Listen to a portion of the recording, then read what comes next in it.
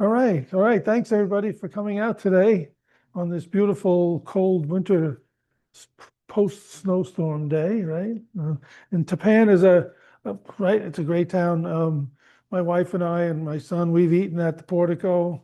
We've been to the 76 house. We've been to the Washington, the headquarters. Where was that? That building where George Washington had. That's like yeah. We've taken him there, right? To the museum. We've been to the Andre Hill, we've been, so we're familiar. I'm actually from Hudson County, so I spent a lot of time in Bergen County over the years. So, well, anyway, thanks for coming today. And I understand we have people on Zoom too. Welcome to them as well. My name is Anthony or Tony Bracco, my wife Krista, and we live in Cedar Grove, New Jersey, but we have a small farm in Pine Island, New York, which is in the Black Dirt region. If you're familiar with Orange County, where they grow all the onions and the famous Black Dirt and the famous Jolly Onion restaurant that's up there. So we bought the farm as was just strictly as it was supposed to be, just recreational, right? We bought it in 2009. I was a gardener, avid gardener my whole life, my family, everybody. She helps me, like, so, so anyway, what do you call it? So we figured, I always wanted to do something where I could see if I could grow. I wanted to expand it, and try to have a small farm. I never intended to work the whole farm. The farm is about 25 acres roughly, depending who you ask and which survey you look at, which goes back a ways. So we were only going to farm 1 acre, and then we figured the rest we will rent to another farmer, which a farmer was renting at the time. So we just kept it going. But we didn't realize how much food you can grow on 1 acre. We were like, well, we were inundated. So we quickly had to look for a way to sell it and to get rid of it. So we couldn't give it to, we were giving it away to neighbors and at home. But how much zucchini can you really give away? You know what I mean? So we were fortunate to pick up the Crystal Springs Golf Resort as our first customer. They just happened, a friend of my wife's sister was the assistant food buyer there. And they said, we're looking for a place to buy naturally grown vegetables and such. And she said, so I mentioned to my sister, and she would like to talk to your husband. So I talked to them. They brought the chef over. They liked what we did. And, we've been working with them to this day, right? So we bought a tractor, we bought implements, and it just became like this thing. And then we had a 6-year-old son. At the time, he was 6 years old when he got the farm. And we were really lucky because he got to really grow up in that situation of being on a farm and being out there with in the dirt. And he just had a ball, And he was only, when he learned, we bought a nice sized New Holland tractor. And so he learned to drive a tractor before he learned to drive a car, So and I'm impressed because the tractor's stick shift. It's not automatic. It's high and low gears. So he really did well on it. CSA. We did a CSA where we had shares. We've done everything, and the library talks just started by accident. A friend of my wife's belonged to the Verona, New Jersey Women's Club. They said, "Would you talk about your story? It's such an interesting story, how you came to this farm and how you came to do this." So we went and we talked. It was 2014, and somebody in the audience said, "Why don't you solicit libraries and garden clubs, because they're always looking for speakers?" And here we are. This is our 12th year doing it, and we've last year or the year before last we had 58 talks that we did, and most 99% of them were, bless you, 99% were on live, and then we do a couple Zoom where it's too much distance. If we do things like in Westchester County, they don't expect us to come there. They'll do it via Zoom. So we had only one talk, and that was just because I noticed that the small hand tools that we're using, that we acquired to work on the farm, they were a little different than the tools you would have for your backyard garden. Because when you're doing farming is more, time is money. You have to, they make little money as it is doing farming, so, but the tools have to be, efficient and help you to get to where you want to go. But the tools that I noticed, that the hand tools especially, were something that gardeners would love to have, because it would make the job easier, especially transplanters where you don't have to bend down, bean seeders, things like that, where there's special rakes and things like that, where for regular gardeners. And So that was the talk. And then and then when COVID hit, people were calling us all the time. How do I start a garden? I want to grow my own food. I can't get to the supermarket. I can't do this. So we came up with the Victory Garden. And then from there, then at that point, we started raising chickens at the farm for eggs. So then we did a talk on how to do chickens, right? And so on and so on. So we're up to like 10 different topics now. Now we're doing grains, where to buy, sourcing grains, grinding your own grain. Some grains we grow, some grains we buy from. You have to be careful with grains too, but that's a whole nother talk. And my wife really runs that one. Sourdough, all that. Because the grains that you buy are so riddled with chemicals, you have to really find places that grow and harvest organically. So that's it. But the thrust of this talk is, it was in Springfield, New Jersey, the librarian said to me one time after a talk, said, we have a lot of people in town here that live in high rises and 55 and older, and they all love to garden, but they have no way to do it. Can you think you could develop some sort of program for small space for people who don't have a traditional? So we came up with this one. And this is for people who live in, because a lot of people, let's face it, live now in townhouses, condos.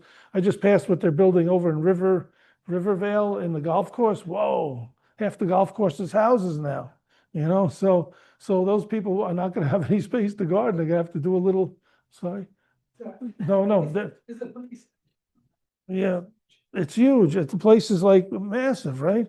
So anyway, small space gardening, what I did, everybody has a handout, and small space gardening is essentially the same as doing a backyard garden without the space. You are limited, but that doesn't mean you can't get a good harvest. If you do it correctly and you use the square footage you have, whether it be on a deck, on a veranda, a balcony, a stoop, or even a little side yard connected to your space, you can still have a good yield, but you have to grow the right things, and you have to you use every inch of space correctly. And we know people who get great yields and do wonderful things with it. So I came up with this little handout, and I work with Cornell University and Rutgers in New Jersey with the Ag Extension departments. And I get a lot of information from them, or I call them. And I came up with this one. And what it does is, you don't want to be, there's certain things, if you have a small space garden, that you're not going to grow. Like, you're not going to grow corn, unless you're just going to get one corn stalk and that's it. That's it. So you're going to grow things like what I have here. Most common varieties for small space crops are tomatoes. You can grow tomatoes. So you don't want to grow with tomatoes. You want to stay with ones that don't really vine, like your determinate. They call them determinate and indeterminate. Indeterminate keeps growing.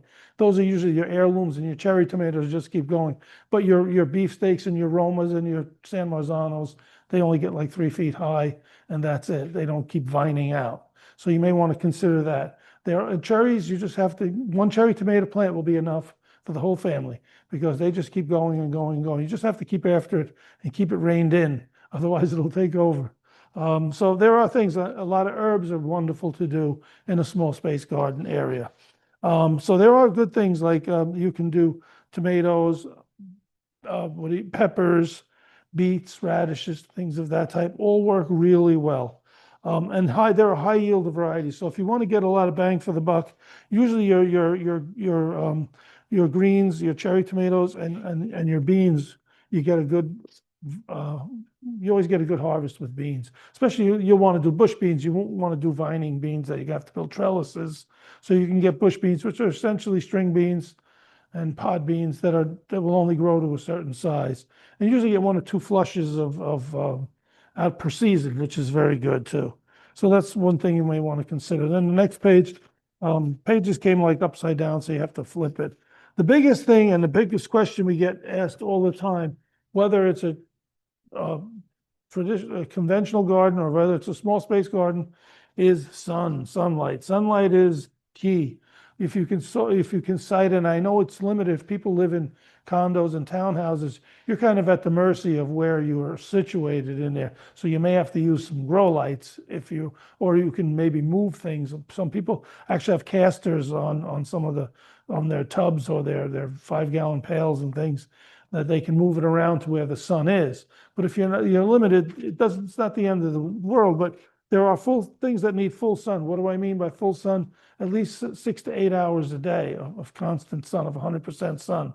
And unfortunately, it's the things that we like to eat the most are on the A list, the full sun list.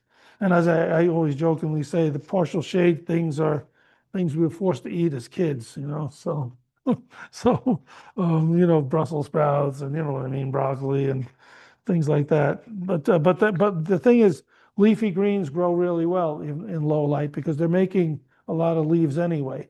Why are they making leaves? To capture light. That's why people will say to me, my tomato plants grew really big, but I didn't only get these little tiny tomatoes. Well, what happened was the leaves, they're making more leaves to search for sunlight.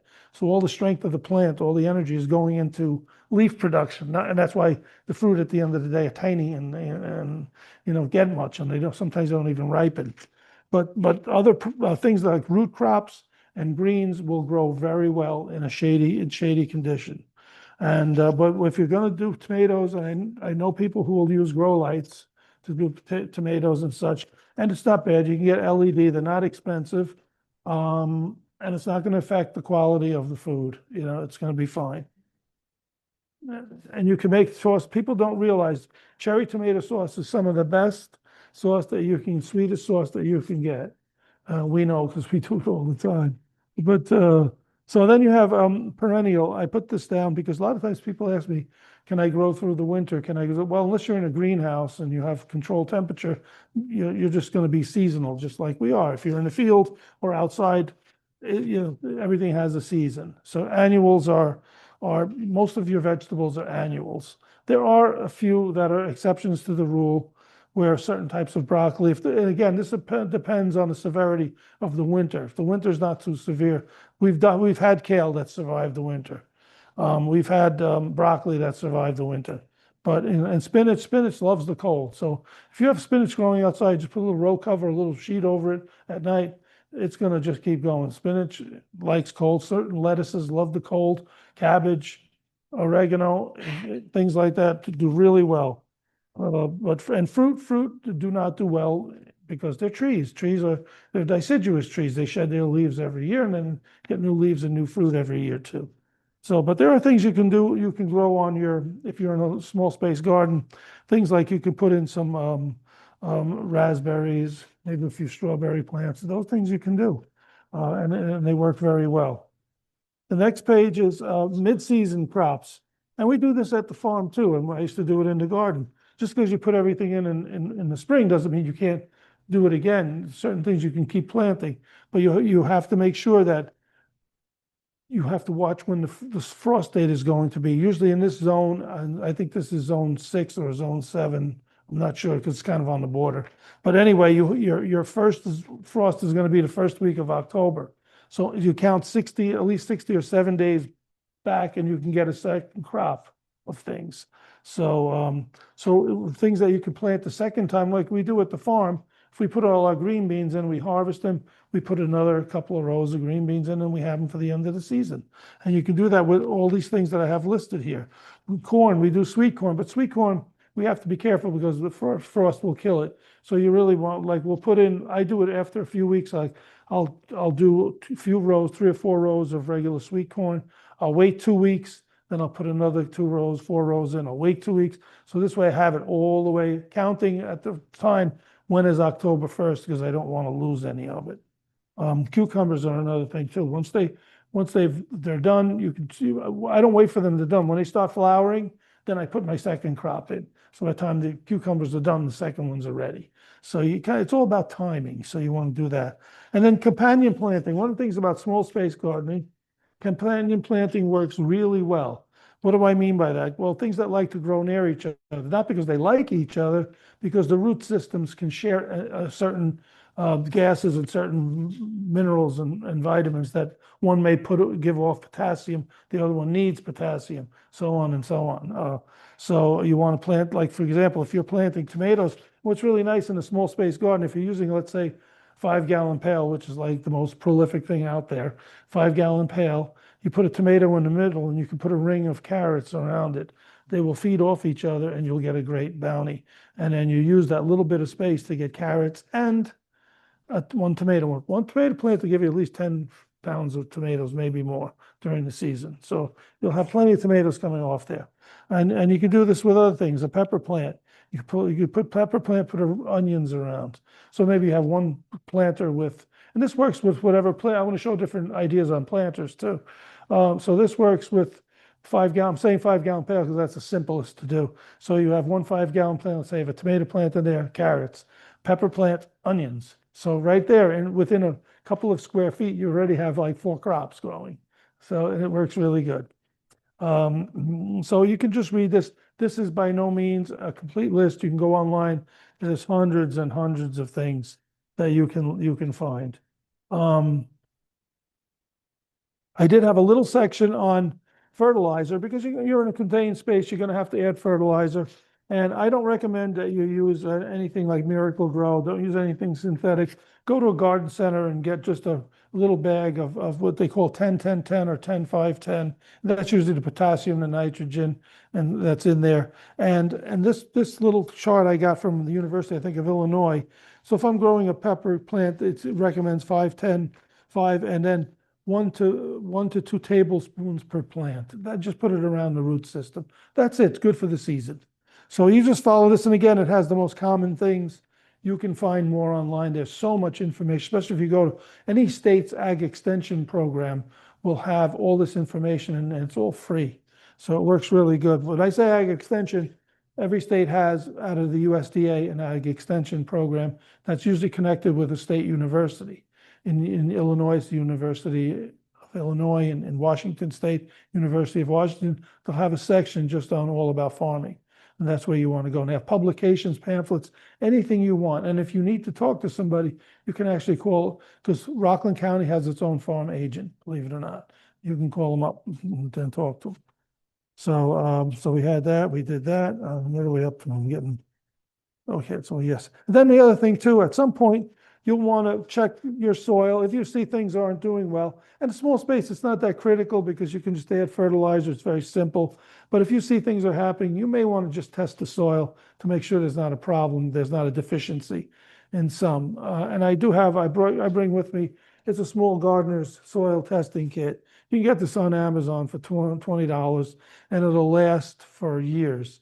What it does is you have one to test the pH of the soil, which is the acidity versus alkalinity, because you want that balance to be about 7.5, 7.5, because that's where the happy medium is. So it has a test for that. What you do is you put a tablet in here, mix it with some water, and then you put the soil in. And whatever color it turns, it tells you the health of that soil for that particular thing. And you have things with nitrogen, potassium, and potash, the 3 essential elements for growing. And the pH is very important. So this test for 4 things, they give you enough here that'll last for years. You do it once a year. And what you do is if you have, let's say you have a series of pots and bins and whatever you're growing in, take soil from all of them, mix it together, and then do the test. This way you get a common denominator of what's going on. And you can pass it around. Anybody want to see the soil kit? So you can pass a look at it. So let's see, what's the next page? We have, okay, the thing, just like a regular garden, how to prepare for spring growing. You just follow these steps, and probably many of you know these steps already. You want to make sure the area is clean wherever you're growing in. Loosen the soil. You want to oxygenate everything. Add organic matter, such as any kind of composting that you may want to do. Add a little compost. Add a little bit of fertilizer. Add some peat moss. I like to add peat moss in when I was doing gardening at the farm. I don't have to do that. Gardening, peat moss is very good for your soil. Kind of loosens it up. You don't want the soil to be too compact. You want it to get air, and then just check all these things here. Add organic matter to it, which is composting essentially, or manure, things of that type. You can, you can improve. You can read. I don't want to spend too much time reading. Very simple. Just follow a lot of these things. You may want to add inorganic. When they say organic soil amendments, it's usually compost and manure, and some good wood ash. But you have to use the right kind of wood ash. You don't want to use, anything that's like cedar or anything that's too like oak, something like that. You may want to use pine wood, like softwoods. The inorganic things means like perlite. Perlite's a natural element, and what it does, it just creates voids. Well, you put the little perlite in, keeps the dirt from compacting too much. And this way the dirt is loose, roots can grow, air can get in. So you pick up a bag of perlite, very inexpensive, and vermiculite, perlite, lime, things of that will add more to your soil and help it. And then it tells you how to add it. You can read this. I don't want to spend too much time on that, but that's pretty much it with that. And then the next thing that's very important is, trying to figure this out, is hardening off seedlings. Okay. If you're starting your tomato plants and your pepper plants indoors, which you should start them around March, be put outside. Well, some people will just say, oh, the plant reached this height, I'm going to bring it outside today. Well, the plant's been in 70-degree weather its whole life, and now you're going to expose it outside, even though the weather might be nice, but the temperature is not going to be as there might be wind, there might be rain. So you introduce it slowly outside. It's called hardening off. So for example, you take that one tomato plant or whatever pepper plant, put it outside for maybe an hour. And don't do it on a full sunny day, partly sunny, a little cloudy. And then you put it out for an hour and then bring it in. Next day, 2 hours. And then the next day, 3. And then after that, the plant is acclimated and can stay outside. So otherwise, it's going to be stressed. It's going to stop it from growing. It's not going to, it may even be more prone to a disease. So you want to introduce them slowly. And that's it. They say, so baby steps, that's what you do. Composting too. Composting, small space, it's not really, you don't really have the room for composting because you can't really make a compost bin. But I guess if you could use a 5-gallon pail and just put organic matter in there, your table scraps, no meats, no oils or anything like that. You just want to put your greens, whatever greens, eggshells, coffee grinds, coffee filters are good. They all decompose. But you don't want to put anything like bones or oils or any grease, anything of that type, fat. It'll just destroy the soil. So you want to keep it simple. Okay. So that's that one. And so that's back to that composting. And there's a list of things that you can compost and what not to compost. Okay. So they have cardboard, and I keep it on the list, but you have to be careful the kind of cardboard it is. Make sure it's not organic, but it's natural. Like if you use corrugated has a lot of acids, a lot of glues in it. Pizza boxes, I've watched videos where people using pizza boxes and then they put the soil on. Pizza boxes are treated with a flame retardant because in case that pizza goes on fire. And they're also treated with a waxy substance. So when the pizza's sitting on your lap, the grease doesn't go through the box. And then you don't know what kind of ink they're using. Is it an oil-based ink? What kind of ink is it? So stay away from pizza boxes. If it's a simple box that's just a regular cardboard, it's not too bad. But I don't really like cardboard. Even newspaper pulp is very, unless it's really been recycled and everything. That too, again, you're really at the mercy of what kind of ink are they using on that. If it's oil-based ink, you have petroleum in your food, and you can get microplastics too. And the other thing is, I have here a list of seed and supply sources that are good that you can get. I have a few. I work with some of the companies. They send me catalogs, and I have some catalogs, so you're welcome to take them. And if you want to take them for a friend, I have 2 companies that I really like to work with are Fedco. Both of them are in the state of Maine. And you can buy anything from a packet of seeds for $3 or $4, $5, all the way up to 50-pound bags if you're that adventurous. Okay. So you can do that. So anybody wants to help yourself? Yeah, show the audience. And yes, I can show everybody. The Johnny's is very good. We've been working with Johnny's seeds since we started, and they were recommended to us from Cornell University. That's how we found them. Otherwise, before that, as a gardener, I was just going to the local store and getting the local nursery and picking up my seeds there, or Home Depot, or whatever. But this is good. Seed sources are good to know, because the most important thing for any type of gardener, and especially for a farmer, is when you buy a packet of seeds. Let me show the other ones too, if they can see them. This is a produce supply house we use in Pennsylvania, and this is Fedco Seeds in Maine too. Both companies have been around for 50 years. Nolts, they've been around a long time too. The most important thing when you buy seeds are, you want to know 2 things: how old the seeds are and germination rate. So a good seed company, a good seed source will have that.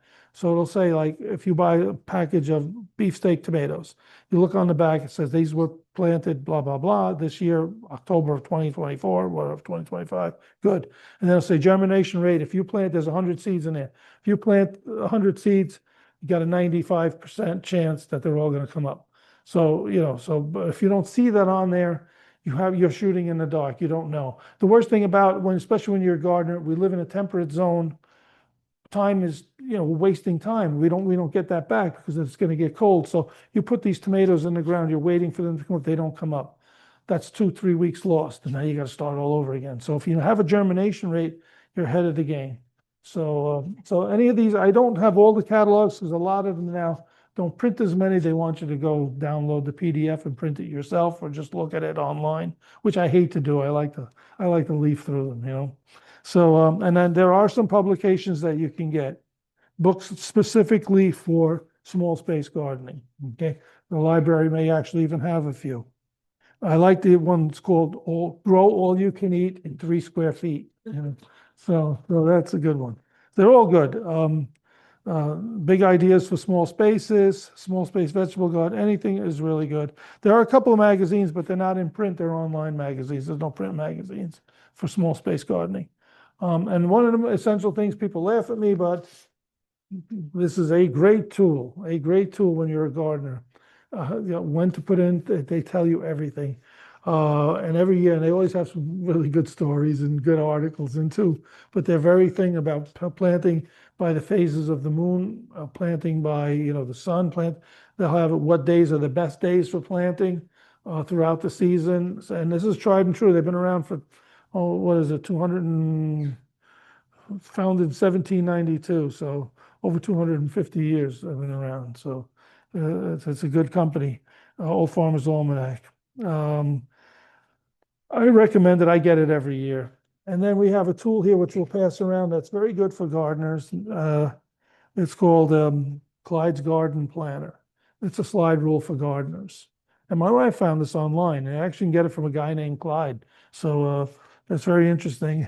His character, he has a video on how to use it. Essentially what it is, it's a slide rule, and he gives you a lot of information about companion planting, the distance to plant between each plant, when to put them out, when to start them from seed. So what you essentially do is you line up your last frost date with your zone, where I think we're in zone 6 here.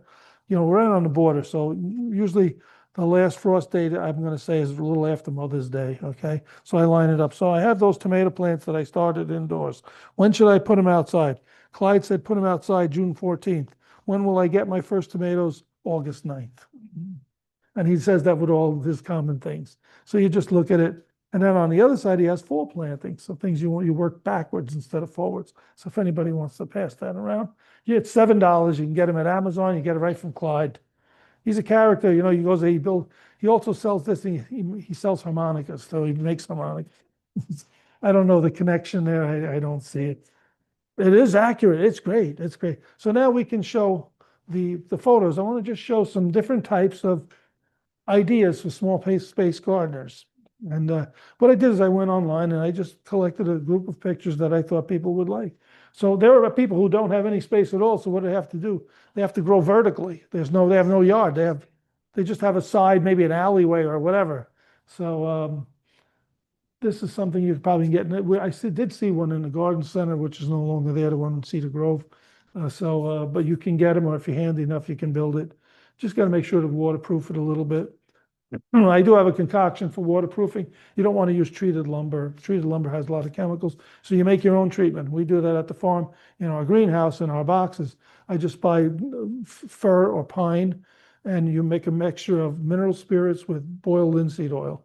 3 quarts of mineral spirits, you get the natural ones, and then 1 quart of boiled linseed oil. You mix it together, put it in a gallon. You put a few coats on that, it'll last as long as treated lumber. Once that linseed oil gets into the pores, that's why you want to use a softwood like pine, soaks it in. 2 or 3 coats, it'll last like 20 years. It's amazing. So, okay, next one. For people who can only grow upward, this is a great idea, except the problem is you can only grow things that are going to grow tall at the top. And so things mostly like herbs or plants that are shorter, or root crops will grow through. So if you know anybody with a lot of wine boxes, you can do that. And again, I would treat them with that treatment, so that would work really well. This is for people who only can trellis. You think I should go on this side, Krista? Maybe better, people can see, yeah. So this is a system, you can almost make a shelf system, get some old lumber, looks like it's reclaimed lumber, and you can build it if you're handy, or have someone do it. Again, if you want to do the viney tomatoes, that's when you would do it. Your heirlooms, let them hang. And then your regular tomatoes and whatever. You can do whatever you like. This one's very creative. Using a pallet and hanging from a pallet. That's cute, right? That gives, pallets have that rustic look, but you have to make sure if you get pallets, if you're going to grow through them, I'm going to show a picture on growing through them. You have to get pallets from a nursery or from a garden center. They usually sell them to you for like $5 each because they want to get rid of them. Some of them give them, but they have to be food grade ones. If you're going to like a chemical factory and say, can I have these pallets? Don't do it. Or you go to a place where they sell tile, stone, because then they're not exposed to any chemicals. So this is a good idea. But the next one, let's see, yeah. This was one, I saw this one too at Cedar Grove Garden Center. This actually turns. So if you have sunlight problems, it actually put on casters.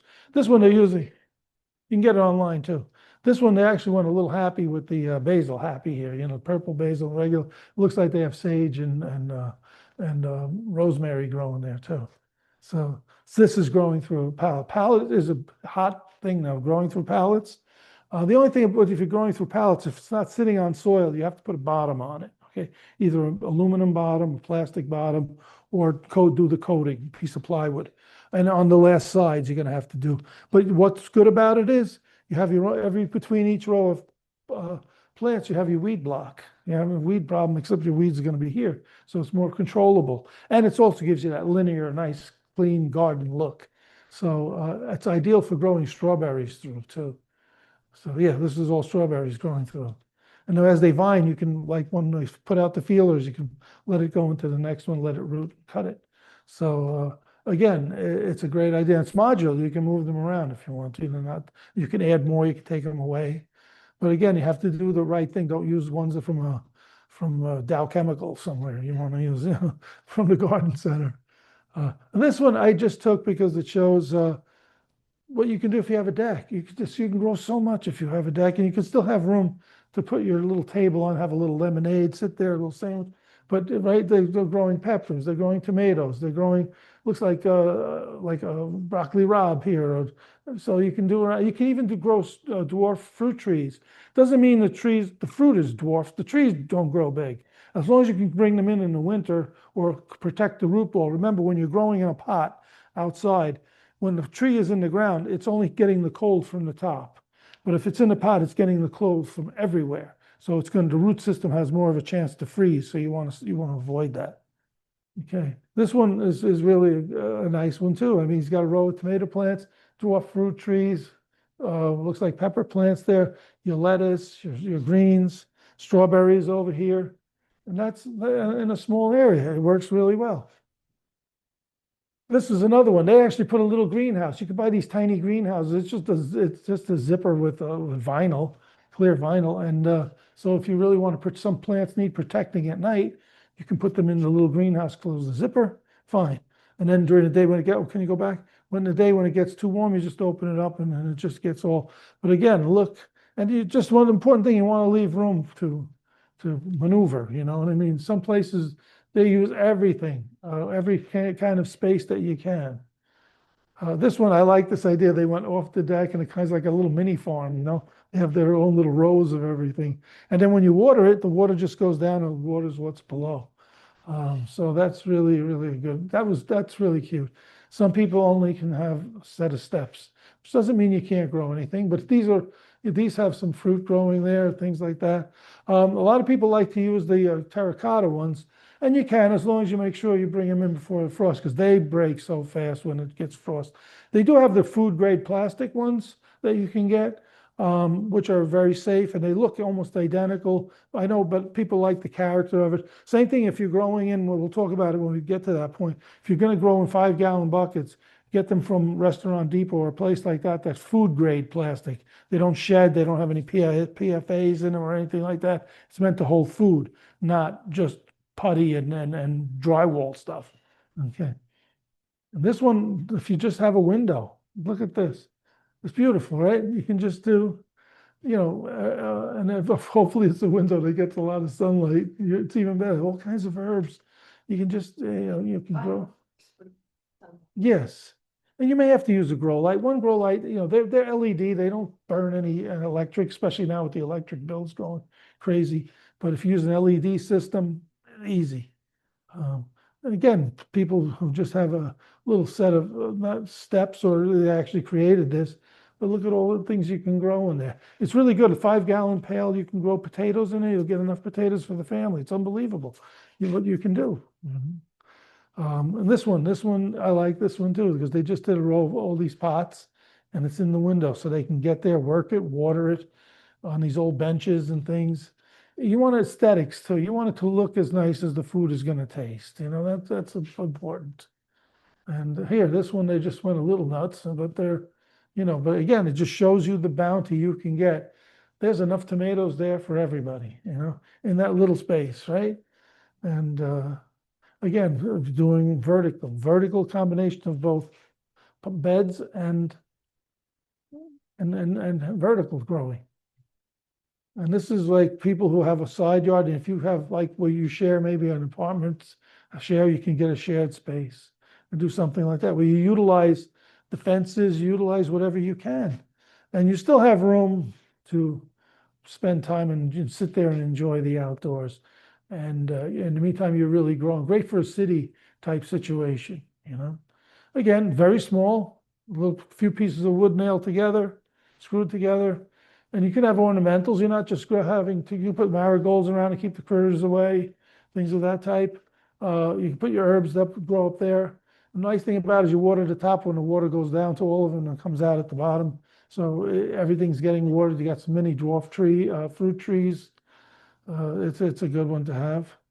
This one too, and this one's outdoors. Again, it's whatever you want. You have like a blank palette. You can do whatever you want. This is just using all kinds of different size tubs, which is nothing wrong with that. Back it up. The only thing you want to do is worry about is drainage. Some people say, will it damage my deck? Well, I recommend that if you have a situation where you have a neighbor underneath you or whatever, you can go to a HVAC store where, when you have the air handler in your attic, you have that tub underneath, it's usually aluminum, and it has a little vent that goes out into the gutter. So what you could do is you could put that and have the vent go off the end of your deck or whatever. So it protects water runoff. You can do that too. This was a modular one. This is interesting. You can keep adding to it. And this is great for growing root crops because the sides fall down. So rather than having to dig those potatoes out, I just flop it down and get my carrots that way or my potatoes without having to dig everything out. So, and it's modular. You can add to it, which is really good. Some people just use regular cement mixing tubs, plastic ones, and if you have the wherewithal to make some simple frames out of 2x4s, and again, this can break down in the winter. You can just clean them out, or take away, add. It's simple. You don't want to reinvent the wheel here. Again, just to show simple plastic bins and how many tomatoes you can get just in that small area. The whole thing too, and we do this at the farm, and I recommend for gardeners, get the leaves that are going to be near the ground and the branches near the ground off, because tomatoes don't like to be wet. So you'll have that, you'll stop any kind of what we call damping off. You'll stop all kinds of problems with early blight, late blight, things of that type, if you keep contact away from the ground. That's why they're cleaning them off here. That's a great thing. Let all the leaves go up. Again, look at this. Looks like all kinds of Swiss chard there, right? Kale, Swiss chard, anything. It looks like collard greens, right? We used to grow collard greens at the farm. They were gigantic, like, they were like bouquets, and then you can go to Tractor Supply if you want. You can get these are the big craze now, these galvanized bins They're really like feeding troughs and water troughs for cattle, but now they're finding out people like to grow in them. So you can buy them, they come in all sizes and shapes. The only thing, they tend to be deep. You can get ones that are not that deep. Remember, when you're growing, you don't have to go more than a foot down unless you're growing root crops. Otherwise, you're wasting, you have to fill it up with a lot of fill. Otherwise, you're wasting good soil that'll never be used. And getting food grade barrels and cutting them in half. Do a lot of potatoes, a lot of root crops, and that, it's tremendous. And then the old standby 5 gallon pails. But I wouldn't just grow them in regular Home Depot or Lowe's pails. Go get the food grade ones. You get them online, or you can get them right at restaurant. They ask for it. You have to ask for it. They'll do a special order. But we got for our grain, because we do a lot with grain. We went to Restaurant Depot. We got a package of 6 of and they're really big, and they come with the lids. But you can feel the plastic is completely different, smooth, very different. Yeah, food grade. I think is that it? Oh yeah, and then if you want to really make it more decorative, you can put 4 of the plastic inside like a planter, and this way you can put them on casters, move them around. So that's basically, I think that's the talk. That's it. That's it. So that's it. So now what I did was I brought some tools too, because when you're working with small space, in a small space environment, you have to have small tools. Because if you're working on that deck, you're not going to go out there with a long handle rake. You're going to break the window and it's going to be all over. So what you do is you get small rakes, because you're working in a small area. So you're welcome to come up and look at the tools. So these are the tools we use in our greenhouse. A lot of times we're working close, and we have raised beds in there. We do a lot in raised beds. So yes, we can use long handle tools. But when you're working in a specific area, you may want to just get near something so we have this, and then we have this. And of course, you want to get a good shovel. There are different shovels. This one I like, because certain things need to be at a certain depth. So this one has inches and meters and millimeters and centimeters. So if something needs to be 3 inches deep, you know how to do it. And it makes it, some things you don't need to make a big hole. Some things you do. So if you're out there working and you want to hoe the soil in a small bed, you're not going to go out there with the big hoe. You're going to use a handheld. And I have a few of them.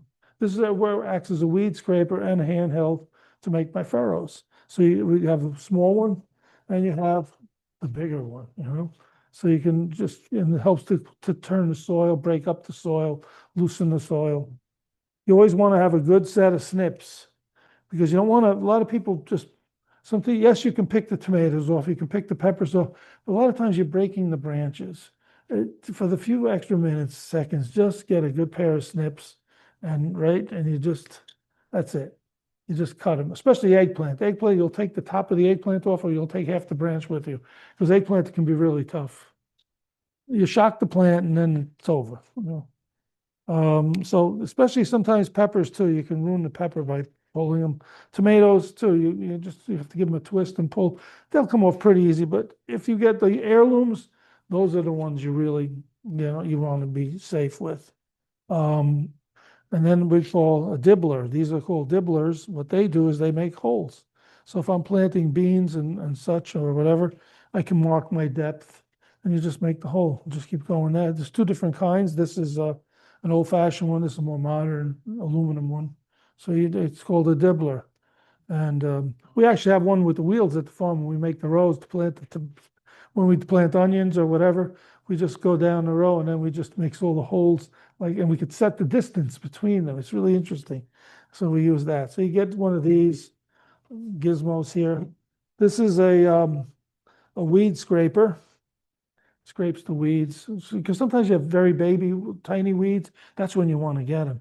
And you can just scrape them, and it's an old-fashioned weed scraper. There's a company in Harrison, New Jersey that makes these still. C.S. Osborne and Company, look them up online. Been making these since 1800. They were in the city of Newark, and around 1900 they moved over to Harrison across the river, Passaic River, and they're still there in this old foundry building. They still do the casting. They still do all the blacksmithing and everything there, and they have numbers on everything. But this says Harrison, New Jersey, USA. Mostly they make tools for linoleum, for masonry tools, leathering, and embroidery tools. but this is a sideline for them, and they are great. They sent me some tools to show. This is an asparagus cutter. So you grow this. So you could use this actually get the weeds. If you got a big deep dandelion, you just want to go in there and grab it. You can use this thing. This is a C.S. Osborne asparagus cutter. So now you can go home and tell everybody you saw an asparagus cutter. This is this is called a cobra head. They sent me this thing. This is good for really digging out stubborn weeds and just making furrows in the ground. So I got this tool too. So this is a very good one. And if you don't want to water, like get out there with the hose and stuff, you want to set up a little system, this is a timer. You hook your garden hose to, and you have everything ready. And you can set it for what day, how many times a day you want it to do it. Every other day, every day. It has, you set the time and the day you want to do it, little LED readout, and that's it. And it's waterproof, battery operated.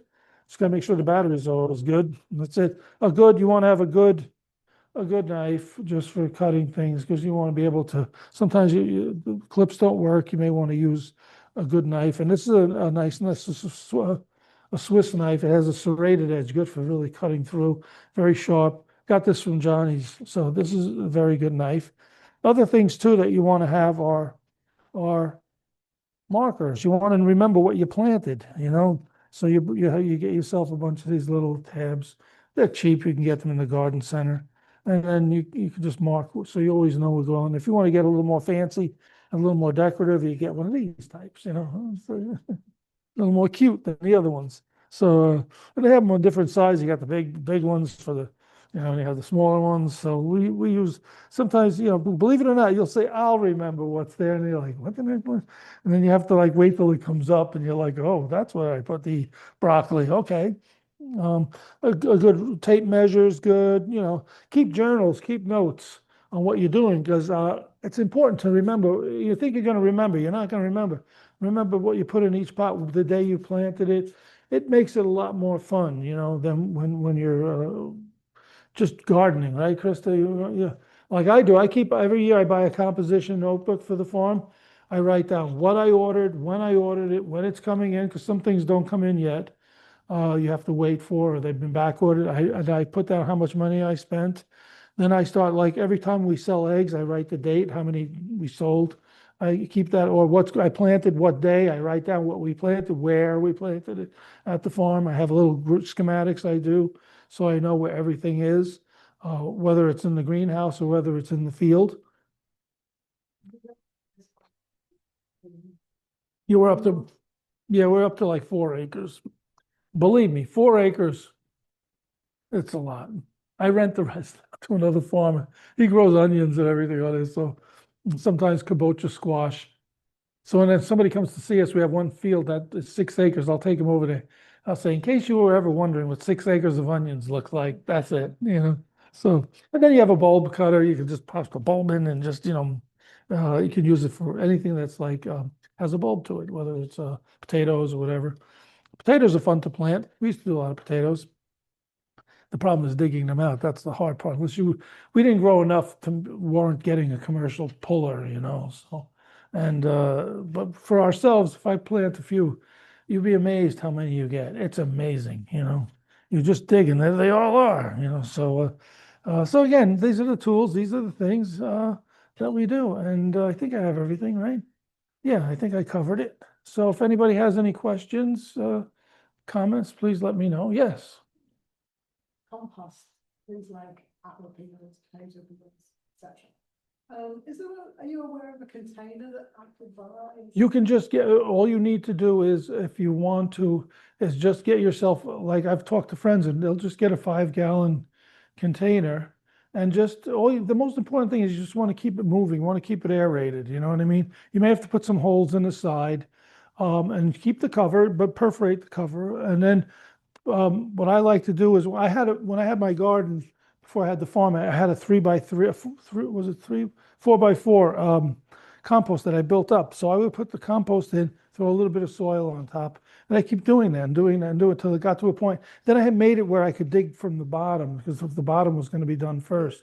So So I would just take shovels of it, and it smelled. People think, oh, it's going to smell, but it smelled sweet, had a sweet smell to it. So I would just use a 5-gallon container. You can buy the tumbler ones. They do have the plastic ones. If you have the room for it, I would suggest that. It lays on its side and has the openings on the side. So you just tumble it every day.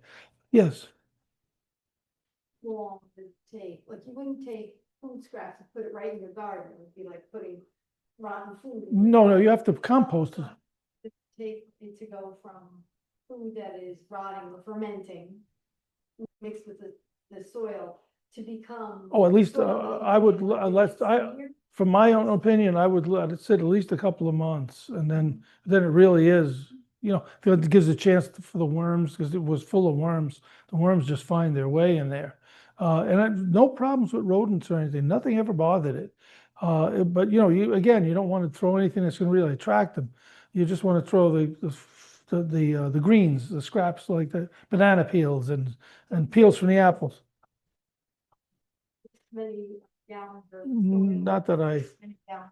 I just would put, I just did it by trial and error, and it was really more, it just seemed to work out. As long as I put my thing in there, I would throw a little bit of soil and even mix that, then just throw a tiny bit of soil on top. Then I'd start my next layer, and then just my layer, and it worked out great. We used to be in the house. I don't know if you remember that. I'd look outside, and then on a day like where it was really cold and everything, and maybe a little wet out, you'd see the steam coming up from and I put my fist down. It was so hot in there. That's when it's really cooking, when it's really doing its thing. No, doesn't matter. And what people do is you can do 3. The best way to do it is if you even go to a garden center, a garden club, what do they call a community garden? They do that a lot. They have 3 bins. You have the bin where the first stuff first goes in, then they move it to the second bin, and where it's starting to come, then they move it to so you have like 3. Then when it's at the last bin, that's when it's ready. So you could do that at home if you have the room. Start 3, so you know which one's beginning, middle, end. Oh yeah, we have a book here if anybody wants to give us your email address. Once in a while, we are planning to do just free Zoom things, open Zoom talk. We'll have a topic for that night, Yes. And people, people really like gardening. They really want to learn, especially these days. You see what's going on with the food system. It's horrible, So it's like no matter what you go, no matter what you get, everybody's cutting costs, cutting corners. That's why we decided, people are reading labels a lot now too. They really want to know what's in the food. And especially that's why we're starting to do the grains. There's so much horrific things going on with grains that you're not even getting, when you buy a bag of flour, you're just getting the gristle that's left over. They've taken the germ out, they've taken all the minerals to make cosmetics, to medicines. So you're just winding up with sawdust, so. So we have any questions, Gwen, from onliners? We just have one asking how the people at home can get on the email list. I'm just letting. Oh, yeah, just, you, Chat.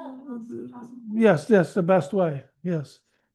So, the whole thing, yes. You have a forms.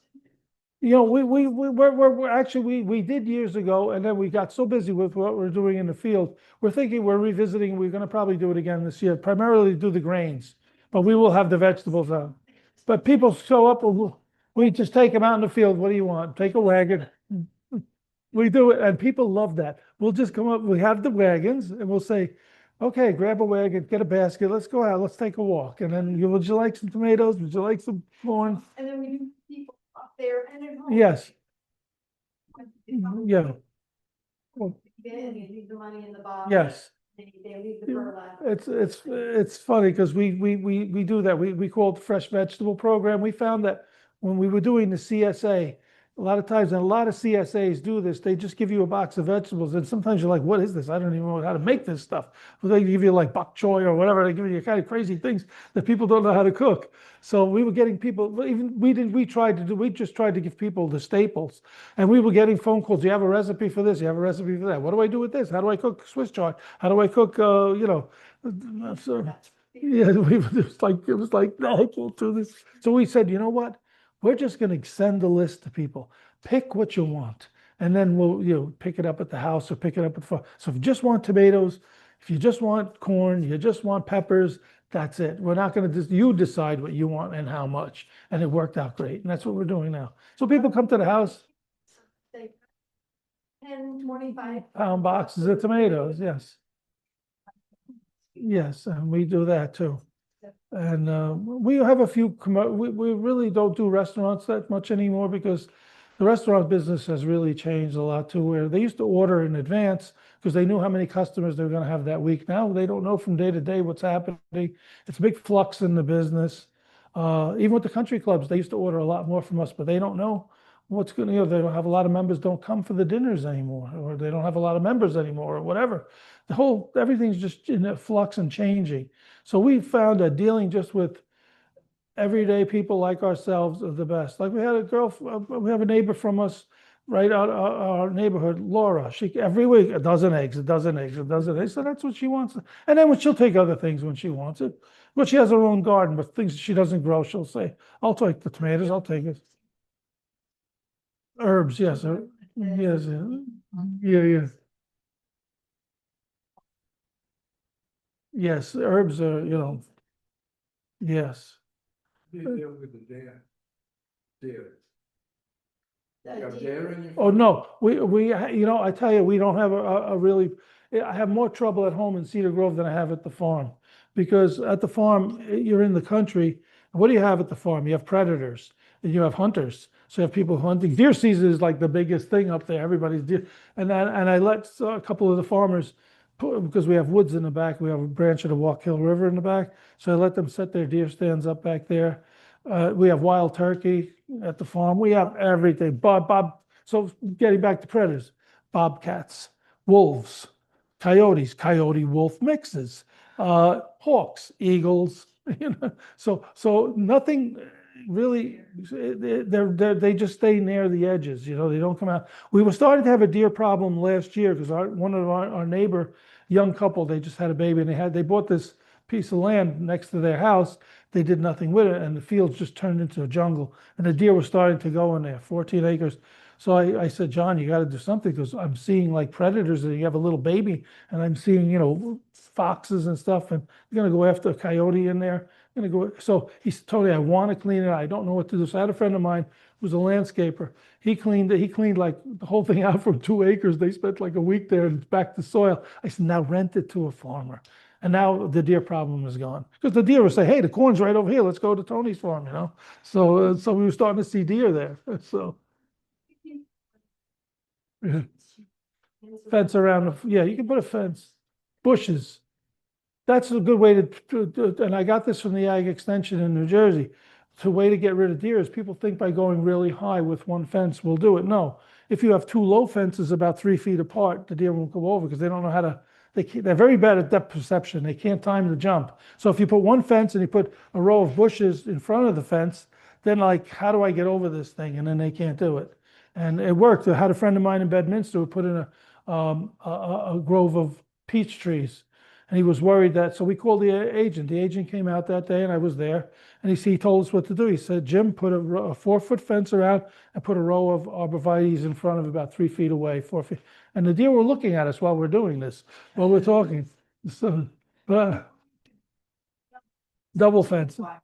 And people say, "Oh, we're going to have all that dead space in between." No, you use that to either put your chickens in there or you put your vining things like your melons and your cucumbers in there.